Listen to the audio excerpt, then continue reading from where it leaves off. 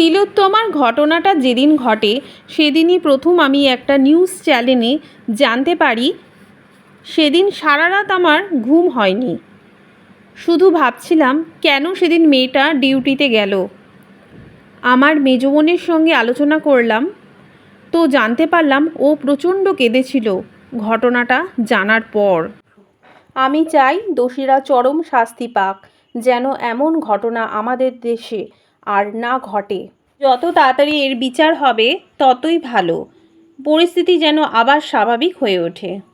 মেয়েটা যেন সঠিক বিচার পায় আর যেন মা বাবার কোল খালি না হয়। প্রতিবাদ মিছিলে আমি যেতে পারিনি, মন থেকে চাই যদি সুযোগ আসে আমি যাব অবশ্যই। এবার আমি সকালের চা খাবো, দেখতে থাকো ভিডিওটা। গুড মর্নিং সবাইকে। এই আমি জাস্ট চা খেলাম, খেয়ে শুরু করে দিলাম সকালের টিফিন বানানোর জন্য। আটা মাখছি। ছেলেটা বেরিয়ে গেছে কম্পিউটার ক্লাসে।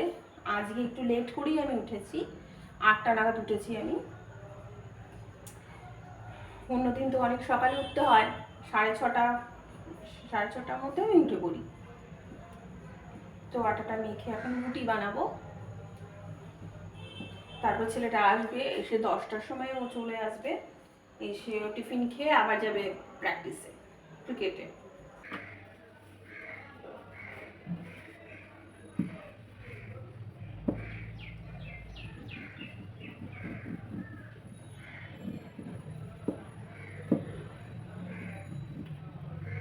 রুটি বেলছো গুঞ্জা? হ্যাঁ। বাহ, সুন্দর হচ্ছে তো রুটিটা, বেলাটা দারুণ সুন্দর হচ্ছে। দেখাও, একটু তুলে দেখাও কত বড় করলা রুটিটা, দেখি। বাহ, বিশাল বড় হয়েছে রুটিটা, অনেক বড় হয়েছে তো।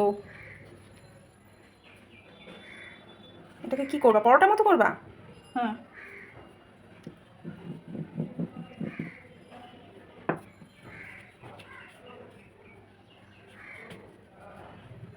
আর ওইদিকে ওটা বেলে আবার তাওয়ার মধ্যে ভাজতে দিয়ে দিয়েছো? বাহ,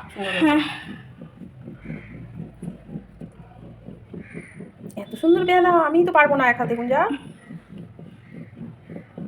এক হাতে তো ইম্পসিবল আমার পক্ষে করা। তুই কি করে করছিস বলতো?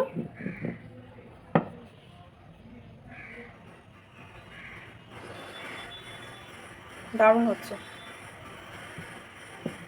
যাক, আমার আজকে ছুটি, টিফিনটা তুই আজকে বানা পরোটাগুলো। হ্যাঁ, বানাবি তো? আজকে আমার ছুটি, ভালোই হলো। একটা দিন তো একটু ছুটি পাবো, মানে সকালে টিফিন বানানোটা। দেখাও দেখি কতটা হলো, সবাইকে দেখাবো তো কতটা বেললাম। দেখি কতটা বেললাম। বাহ, অনেকটাই বেলেছো। বেলনাটা সরাও দেখি, একটু ভালো করে দেখাই সবাইকে। বাহ, তো তোমরা দেখতে পাচ্ছ ভালোই বড় হয়েছে সাইজটা।